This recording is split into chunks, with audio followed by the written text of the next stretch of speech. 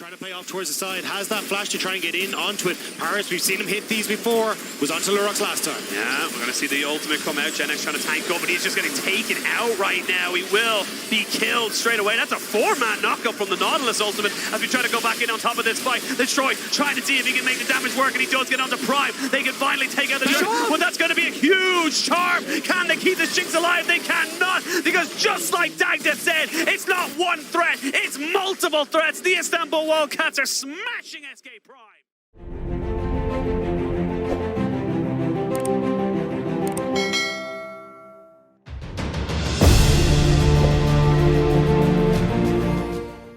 Trying to just rewrite how they come into this one here, because again, they were in total control of game 3. Realistically, they should be 2-1 up. They got to find themselves something in the back pocket to make this one work. I think a lot of the problems, though, that SK Prime had in game number 2, we're going to see here again. Istanbul Wildcats pushing mid, pushing bot. They were able to shut down the opportunity for Prime to roam, shut down Febi. And even though Febi's back on the Ahri, I just don't know how much control they're going to have against this Tristana in the mid lane. It feels like this could be the one where Istanbul Wildcats can put that nail into the SK Prime coffin. We'll have to wait and see. The last representative from the TCL, the #1 seed coming in, seeing if they can maybe make this one a rush to the finals on their debut in this tournament. SK Prime, they don't want to be the first Dock region to get knocked out. Spotted out though, so good roam up there by Prime, making sure that his mid lane wasn't going to get ganked.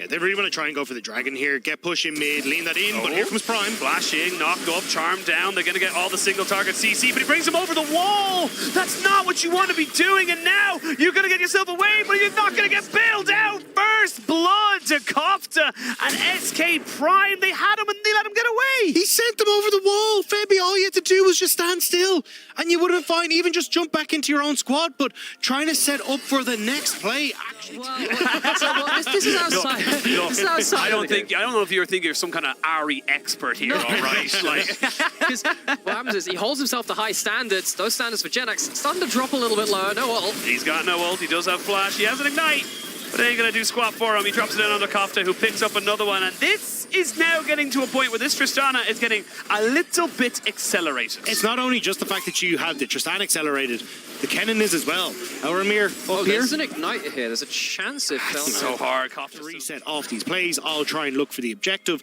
and we'll give a bit of gold back. But again, it's just cleaning up this early stage for SK Prime needs to happen. Ultimate hit by the Maokai could be important around the next play of the game. He's stuck here alone in River right now, maybe waiting on Parus to reach up. Don't think the timing's going to be great for them. They're going to get the Rift Herald, but are they going to be able to get out? That is the question. Flash hook in on top of Febiven, who's trying to see if he can run away, but you just can't. Resets for Kofte. Lurox gets himself out. You trade 1 kill for the Rift Herald, but that Rift Herald's kind of it's like an investment in a company. It may go up, but it also may go down. Oh, I'm going to see the Slicing Maelstrom used here on the top side. Destroy. Does not have flash, will get knocked up as well. Cataclysm down as they dunk in on top of him. We are going to see Elramir looking for a flash over. They're looking to try and make this one work. They're trying to see if they can trade this one back. They'll hook him in, and Kofte's there to take it all back. It is a trade here at the start of this play, but Genex cannot fight up against this Tristana. She's getting too big, too fast. Very strange committal to that play after the cannon was already dead. I get that it's a 1-for-1. Just going to throw in his Q to see if he can poke down a little bit there on the Parus, but with the shielding coming out from the Nautilus, he should be relatively safe. And that's the thing now, you kind of have to fight at this. You don't really have a choice. They brought Genex down. He's got an exhaust. There's actually 2 exhausts available here for SK Prime. There he goes.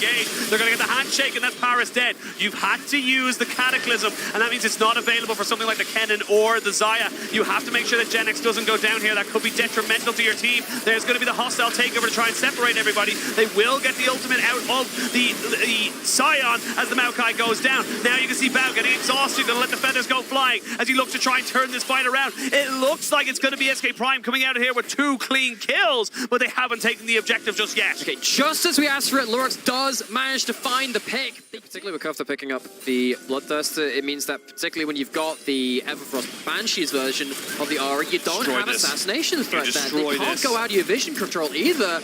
Wildcats, they're bringing in SK Prime into their pit. Yeah, Parus playing bouncer for the moment. Febiven goes in and they want the fight. They don't want the Baron. There's nowhere for you to go, Lurox. You have to try and go for that check. You couldn't just let the Baron go. And now, without a jungler, I mean, SK Prime, they got to go for a fight.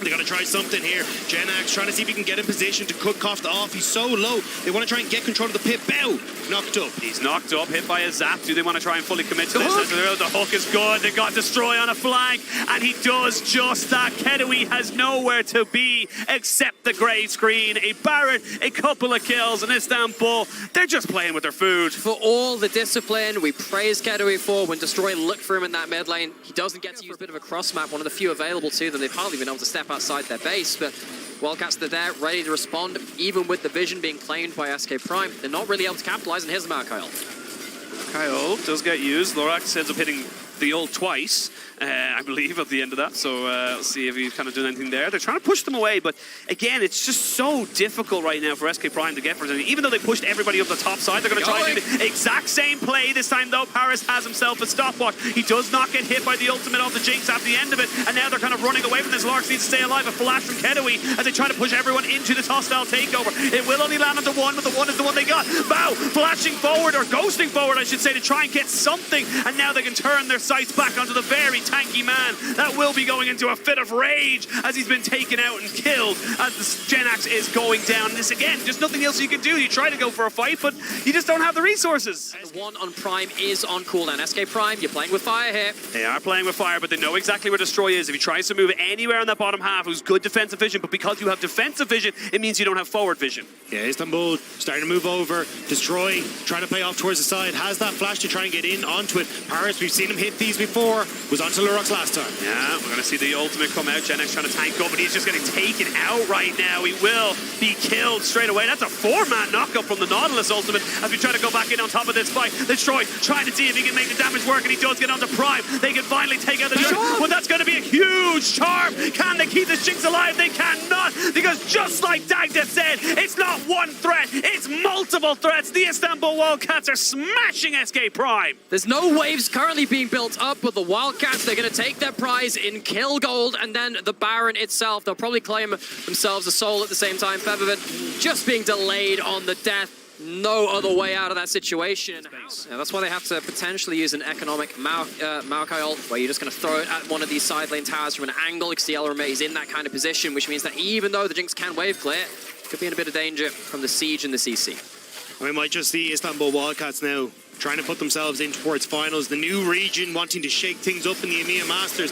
TP now into the mid lane. They know that they have got this game in their hands, and can they close it out? Can they close it out? Lurox going in immediately has to flash out after using Demacian Standard. There's going to be that ultimate you talked about there, Nymeria, trying to take down this turret, and they will do just that. Prime nearly goes down. Eventually he will fall. Keduii gets himself a bailout, but it's just not going to be enough to keep him alive. The Istanbul Wildcats, they waited until their prey had nowhere else to go, and they pounced right on top of the throne of SK Prime. The TCL will have a representative in the final in their first year of EMEA Masters. Bow down to the AD carry king of Turkey. Bow on this Xayah has looked unstoppable. The Wildcats have looked unstoppable. And here it is, the final Nexus explosion as the Istanbul Wildcats put themselves into the finals of the 2023 Spring EMEA Masters.